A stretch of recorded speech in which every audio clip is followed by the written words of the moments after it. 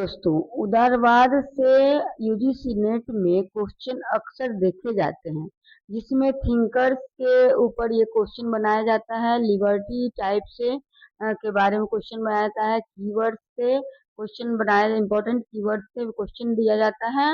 इसलिए इस टॉपिक को स्ट्रॉन्ग तरीके से मैं पढ़ा रही हूँ और ये जो नोट्स है उसी को ध्यान में रखते हुए बनाया गया है। इसके लिए आप लोग पूरा वीडियो जरूर देखें और चैनल को सब्सक्राइब करें। लास्ट में मैं पूरे जो ये नोट्स है उसका इम्पोर्टेंट एमसीक्यू डाली हूँ, जो आप लोग देखते रहिए। तो मैं ये वीडियो स्टार्ट कर रही हूँ और ये लिबर्टी उदारवाद का पार्ट 1 में मैं परंपरागत उदारवाद और जॉन लॉक उदारवाद की आत्मा का है के बारे में और भी थिंकर्स के बारे में मैं पार्ट 1 में डाली हूँ डिटेलिंग।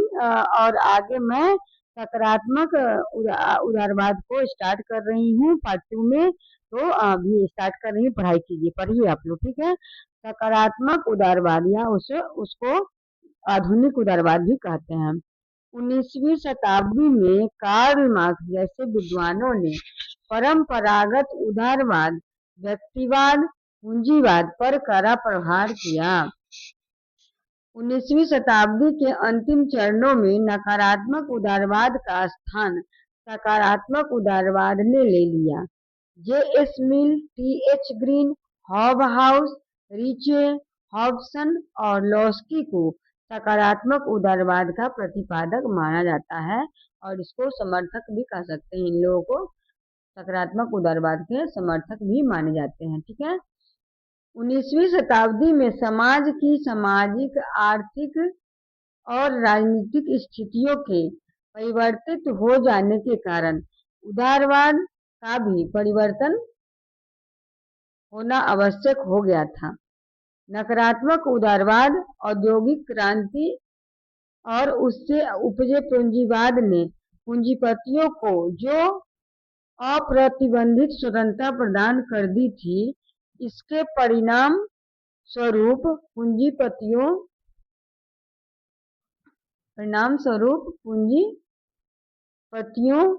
के हाथों मजदूरों का शोषण बढ़ने लगा तथा समाजवाद के रूप में मजदूरों का शोषण रोकने और समाज में समानता की स्थापना की मांग पर भी जोर पकड़ने लगी।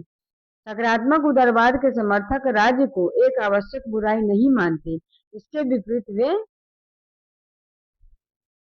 विपरीत वे राज्य को समाज के सामान्य हितों के विकास के एक सकारात्मक संस्था मानते हैं, ठीक है। अब है नकारात्मक उदारवाद तथा सकारात्मक उदारवाद में अंतर। अभी इन दोनों में क्या डिफरेंसेस है, ठीक है। नकारात्मक उदारवाद 16वीं से 18वीं सदी के बीच में विकसित हुई। सकारात्मक उदारवाद 16वीं सदी से अब तक चल रही है। नकारात्मक उदारवाद के समर्थक कौन कौन हैं? जॉन लॉक, एडम स्मिथ, रिकार्डो प्रमुख प्रतिपादक हैं, ठीक है। सकारात्मक उदारवाद में जे.एस. मिल, टी.एच. ग्रीन, लॉस्की ये प्रमुख प्रतिपादक हैं और समर्थक भी हैं, ठीक है। अब निरंकुश राजतंत्र और निरंकुश पोपवाद, ठीक है। सकारात्मक उदारवाद, पूंजीवाद और मार्क्सवाद, ठीक है। नकारात्मक उदारवाद में राज्य एक आवश्यक बुराई है। सकारात्मक उदारवाद राज्य एक कल्याणकारी संस्था है। नकारात्मक उदारवाद प्राकृतिक अधिकारों में विश्वास रखते थे और सकारात्मक उदारवाद व्यक्ति के अधिकार समाज द्वारा प्रदत्त और राज्य द्वारा मान्यता प्राप्त है।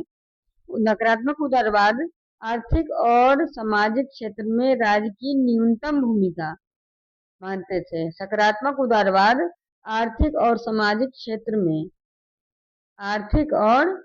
क्षेत्र में समाज के सभी वर्गों के विकास के लिए राज्य की व्यापकता, ठीक है। अब है सकारात्मक उदारवाद की प्रमुख मान्यताएं। सकारात्मक उदारवाद की प्रमुख मान्यताएं इस प्रकार है। राज्य का स्वरूप एक आवश्यक बुराई या पुलिस राज्य का नहीं है। राज्य एक नैतिक और कल्याणकारी संस्था है। व्यक्ति की स्वतंत्रता और राज्य की शक्तियां परस्पर विरोधी नहीं बल्कि एक पूरक है। व्यक्ति के अधिकार प्राकृतिक नहीं बल्कि राज्य द्वारा प्रदत्त और संरक्षित है। राज्य का दायित्व समाज के सभी वर्गों के सर्वांगीण विकास के लिए सभी आवश्यक लोक कल्याणकारी दायित्वों को पूरा करना। राज्य द्वारा अर्थव्यवस्था का नियंत्रण, सामाजिक और आर्थिक परिवर्तन लाने के लिए राज्य द्वारा संवैधानिक विधियों और लोकतंत्रीय तरीकों को प्रयोग किया जाना चाहिए। समकालीन उदारवाद। अब क्या है? समकालीन उदारवाद। समकालीन उदारवाद में समकालीन उदारवादी सिद्धांत के अंतर्गत स्वतंत्रता की रक्षा के लिए राज्य की भूमिका के बारे में विस्तृत विश्लेषण किया गया है। समकालीन उदारवाद के अंतर्गत जो सिद्धांत व्यक्ति की नकारात्मक स्वतंत्रता और राज्य की अहस्तक्षेप नीति का समर्थन करते हैं, उन्हें स्वेच्छातंत्रवाद और नव उदारवाद की श्रेणी में रखा गया। जो सिद्धांत व्यक्ति की सकारात्मक स्वतंत्रता को राज्य उत्तरदायित्व मानते हैं, उसे समतावाद की संज्ञा दी जाती है। उसे समतावाद की संज्ञा दी जाती है। स्वेच्छातंत्रवाद के नायकों में आइजिया बर्लिन, एफ.डे. हेयर, मिल्टन फ्रीडमैन और रॉबर्ट नॉजी के नाम उल्लेखनीय हैं।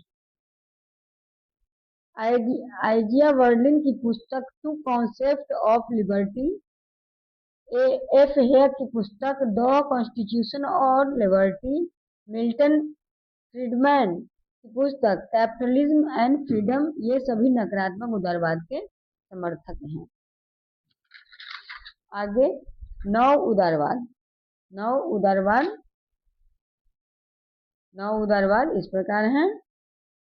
नव उदारवाद राज्य के कार्य क्षेत्र को फिर से समेटने के लिए मुक्त बाजारवाद तथा मुक्त बाजार समाज का समर्थन करता है।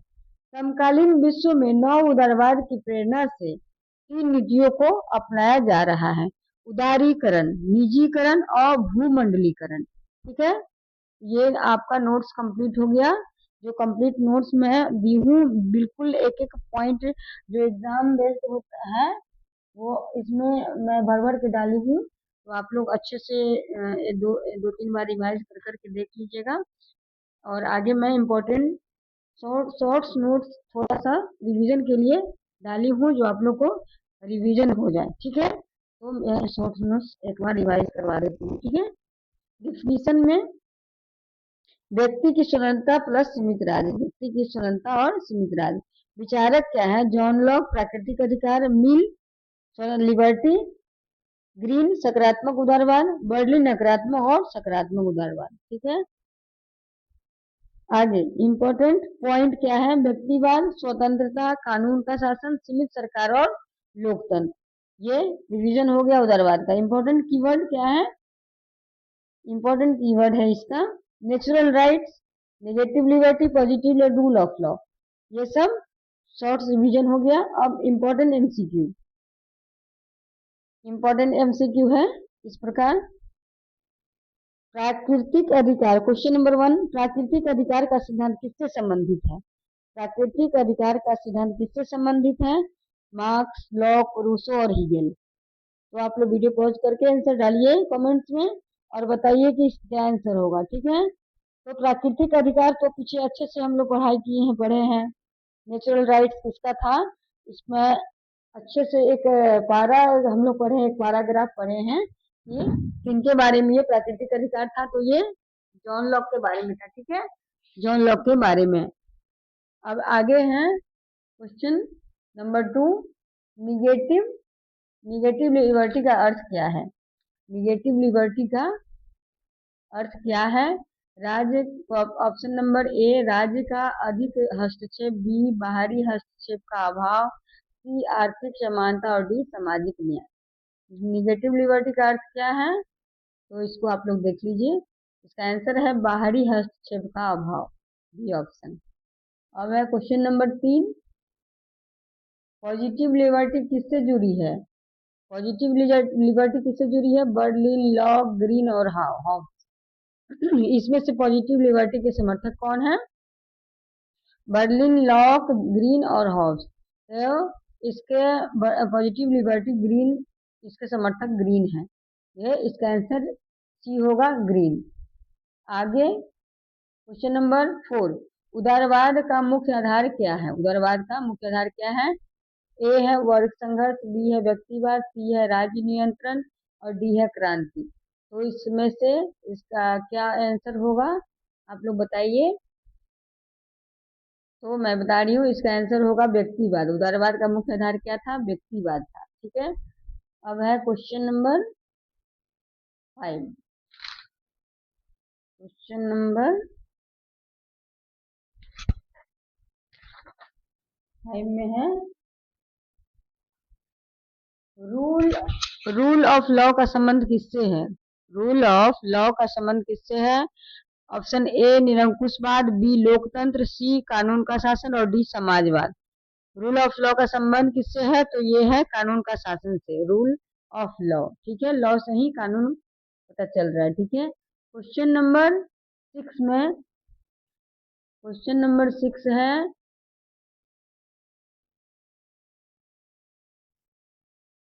लिबर्टी।